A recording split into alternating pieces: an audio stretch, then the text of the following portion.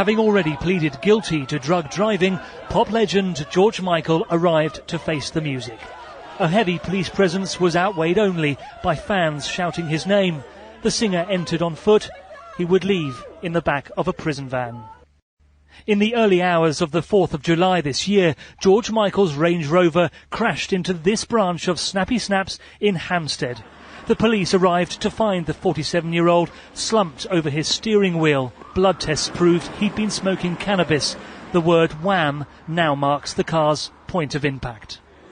George Michael has a history of brushes with the law. In 1998, he was famously convicted of engaging in a lewd act in a public toilet in Los Angeles after a police officer accused the singer of exposing himself.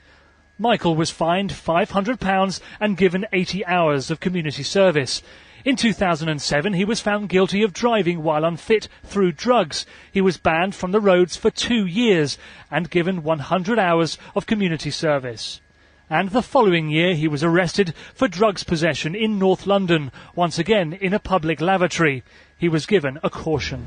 District Judge John Perkins told George Michael that he'd taken a dangerous and unpredictable mix of drugs. He banned him from driving for 5 years before sentencing him to 8 weeks in prison. There were gasps and tears from fans within the court's public gallery. George Michael smirked in utter disbelief before being led away by 2 security staff. He was spared being handcuffed. There were tears too from George Michael's long-term partner Kenny Goss as he left court alone. The careless driver has mocked the law in the past.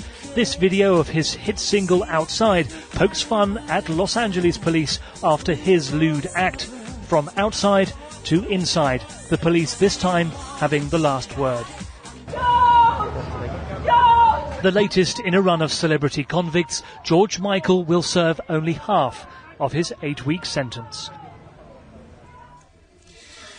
Paul, gather he's only going to serve half of that sentence actually in jail. What's going to happen for the other 4 weeks?